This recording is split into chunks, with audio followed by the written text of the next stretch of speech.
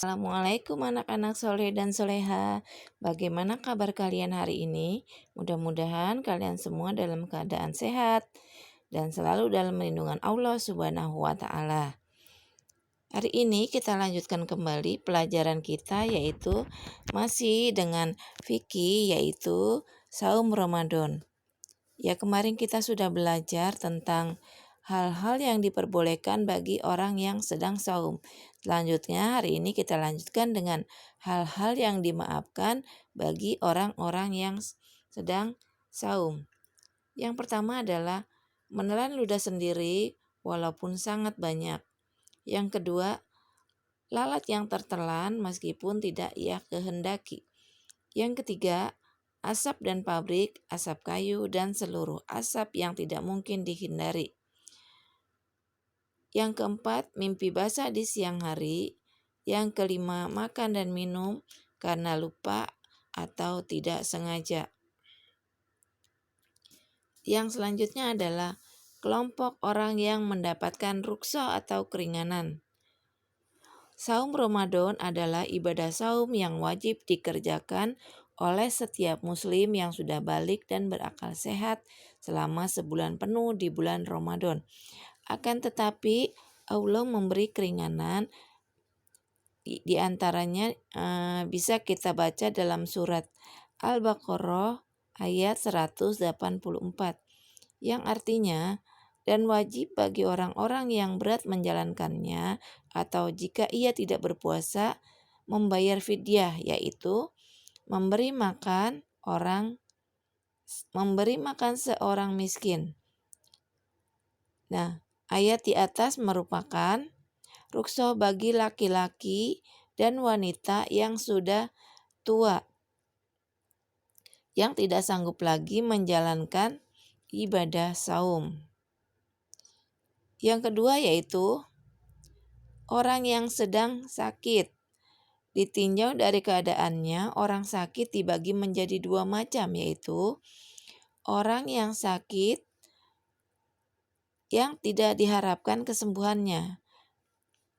Artinya sakitnya itu lama dan sakitnya parah, jadi diperbolehkan untuk berbuka dan memberi makan seorang miskin untuk setiap harinya sebagai fidyah saum yang telah ia tinggalkan. Selanjutnya adalah orang yang masih bisa diharapkan kesembuhannya, akan tetapi jika dia saum akan menyulitkannya. Ia diwajibkan mengqadha atau mengganti saum yang dia tinggalkan apabila telah sembuh pada hari yang lain. Ya, artinya orang ini sakit, tapi kalau dia puasa kemungkinan sakitnya bisa kumat lagi ya anak-anak. Jadi orang ini bisa meninggalkan puasanya dan menggantinya dengan fidyah. Yang ketiga yaitu pekerja berat.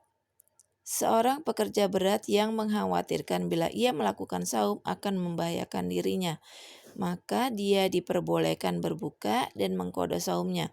Namun jika dia tidak membahayakan dirinya, maka ia berdosa apabila berbuka.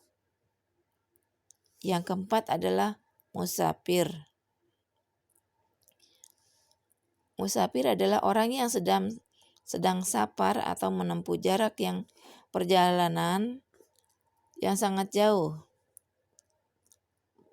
Memperbolehkan salat qashar, maka diperbolehkan untuk berpuasa pada bulan Ramadan, baik dia mampu melakukan saum ataupun tidak.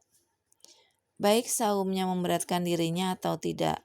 Adapun yang diperbolehkan seseorang untuk berbuka adalah,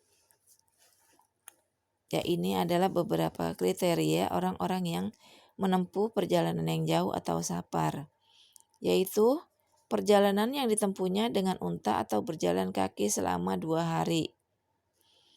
Nah, perjalanan itu jauh ya anak-anak, bukan perjalanan yang jalan-jalan ke pasar atau kemana, tapi ini perjalanan yang jauh yang ditempuhnya selama 2 hari. Selanjutnya adalah perjalanan antara Mekah dan Jeddah. Yang selanjutnya adalah perjalanan yang berjarak antara 16 farsak, yaitu sekitar 48 mil atau 88,7 km. Yang selanjutnya adalah perjalanan yang ditempuh selama 3 hari. Lalu selanjutnya perjalanan yang ditempuh kurang dari 2 hari. Yang selanjutnya adalah wanita hamil dan menyusui.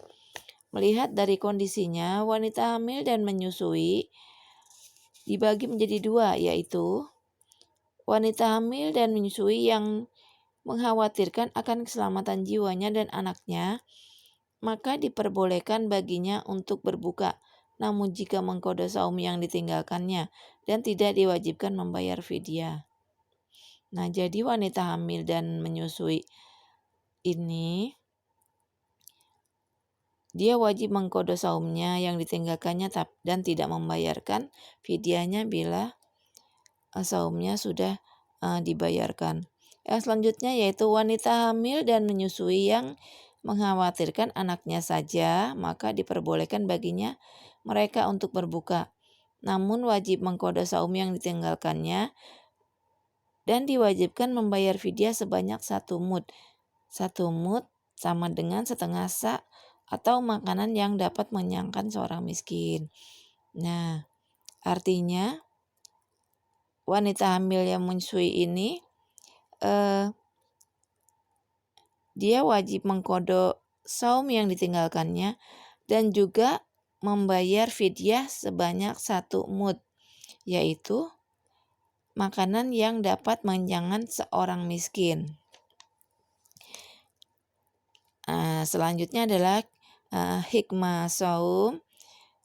Ibadah saum tidak hanya merupakan suatu perintah yang wajib dilaksanakan, melainkan di dalamnya terkandung manfaat dan hikmah yang sangat besar. Di antara hikmah dan manfaat saum yang dapat dirasakan langsung yaitu yang pertama adalah saum sebagai pembersih jiwa. Yang kedua, saum memelihara dan menjaga kesehatan jasmani dan rohani. Yang ketiga,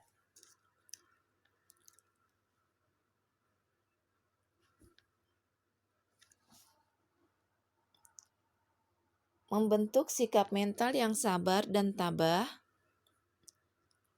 dan tangguh dalam menghadapi ujian dan cobaan. Yang keempat, mendidik jiwa dapat mengendalikan hawa nafsu agar senantiasa berbuat kebajikan. Yang keempat, memupuk rasa kasih sayang terhadap sesama. Yang keenam, saum dapat menjadikan seseorang bertakwa. Ya, sampai di sini dulu pelajaran fikih kita hari ini. Kita sudah menyelesaikan bab tentang saum Ramadan. Nah, tugas kalian kerjakan halaman 61, 62, dan 63, bagian 1 dan 2 saja. Sampai di sini dulu ya anak-anak. Selamat mengerjakan. Assalamualaikum.